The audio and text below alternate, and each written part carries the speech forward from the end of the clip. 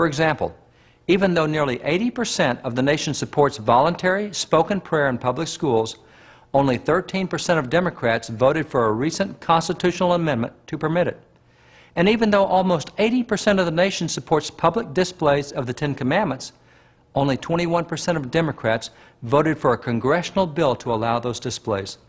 Consider, too, the congressional bill to remove IRS control from over what pastors can say, a bill that would reinstate freedom of speech to American pulpits exactly the way it had been before Lyndon Baines Johnson amended the IRS code in 1954 to restrict speech in churches.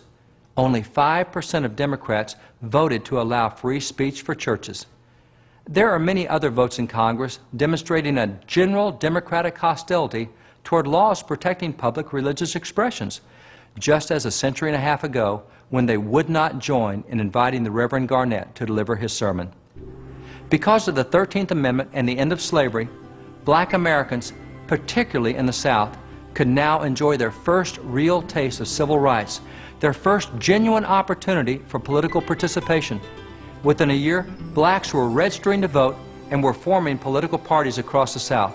For example, at a rally in Houston, Texas, on July the 4th, 1867, 150 blacks and 20 whites formed the Republican Party of Texas.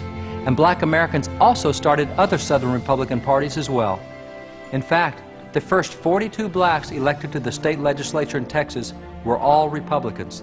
And in Louisiana, the first 95 black representatives and the first 32 black senators were, again, all Republicans. Similarly, in Alabama, the first 103 blacks elected to the state legislature were all Republicans. In Mississippi, the first 112 black legislators were Republicans. In South Carolina, the first 190. In Virginia, the first 46. In Florida, the first 30, and the same in North Carolina. And in Georgia, 41 blacks were elected to the state legislature, all as Republicans. So great were the gains of blacks through the Republican Party that Democrats began to fight back in other ways. Recall that black Americans had made huge gains in Louisiana with the election of 127 black legislators and even a black lieutenant governor, P.B.S. Pinchback, who later became state governor. To halt such progress, in 1866, Democrats, in conjunction with the city police and the Democratic mayor of New Orleans, attacked the Republican convention in that city, killing 40 blacks, 20 whites, and wounding 150 others.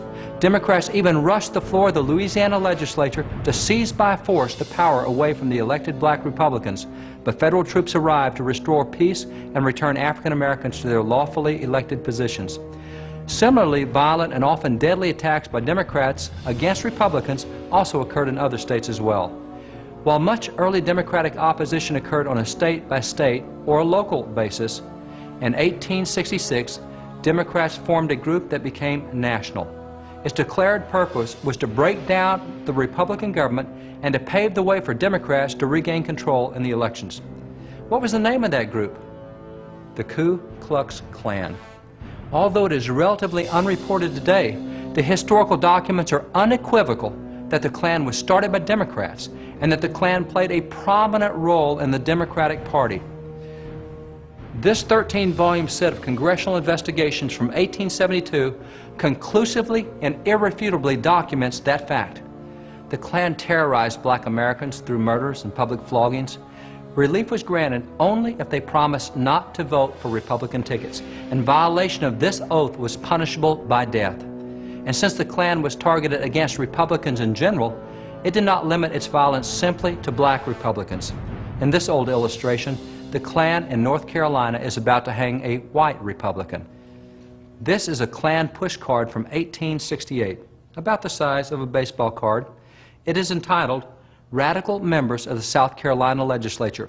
It shows 63 radicals. They were all Republicans.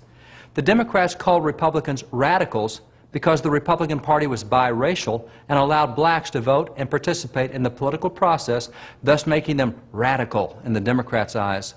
Of the 63 radicals, or Republicans, in the South Carolina legislature, 50 were black and 13 were white.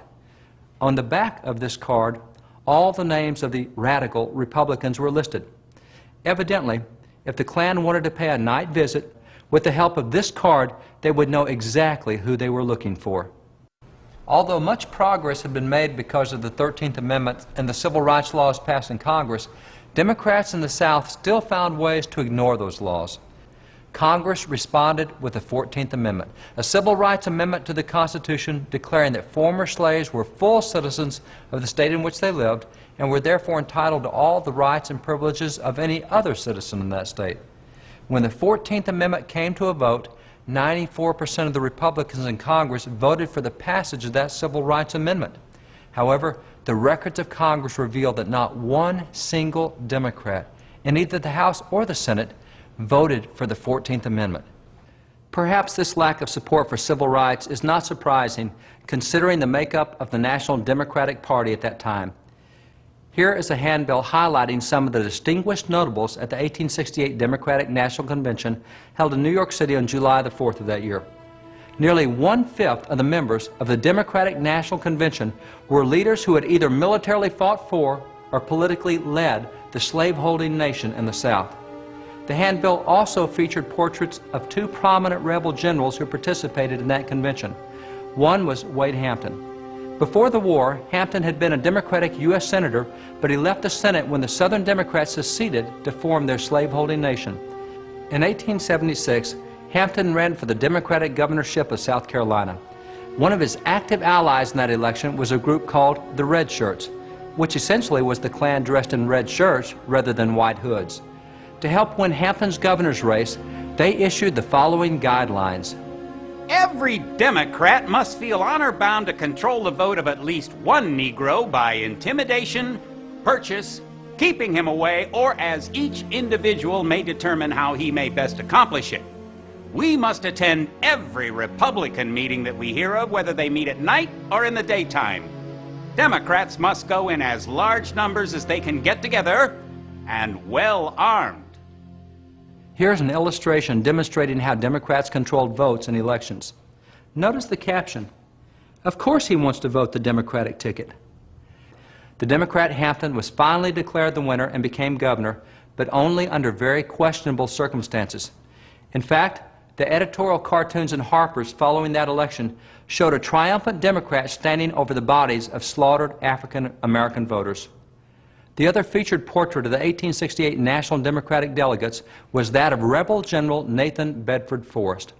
Forrest was a slave trader from Tennessee and was the rebel general that conducted the massacre of black soldiers in the infamous incident at Fort Pillow. After the war, General Nathan Bedford Forrest became the first Grand Wizard of the Ku Klux Klan, and he was an honored leader at the Democratic National Convention of 1868. Given the composition of the Democratic Party, it is no wonder that not one of the Democrats in Congress voted for the 14th Amendment to secure civil rights to black Americans at the state level. Even though huge steps in obtaining civil rights had been achieved through the 13th and the 14th Amendments, as well as through several federal civil rights laws, the staunch and steadfast resistance of the Southern Democratic states to those measures continued. They simply ignored the constitutional amendments and the federal laws. Congress therefore imposed requirements that before the former Confederate states could be readmitted, they must create new state constitutions that guaranteed equal civil rights for black Americans. However, the votes to ratify these new constitutions that granted civil rights to black Americans were met with massive resistance and widespread riots and attacks by Democrats throughout those states. For example, in 1868 in Mississippi, Democrats and the Klan attacked blacks on their way to vote for the new Constitution. As a result, the Congressional Committee on Reconstruction convened extensive hearings. For those who have heard so little of this part of American history, or of this part of African American political history, the hearings provided what perhaps today would be considered shocking information for citizens. Consider, for example, the testimony of election worker Robert Flournoy, given before the committee on December the 15th, 1868.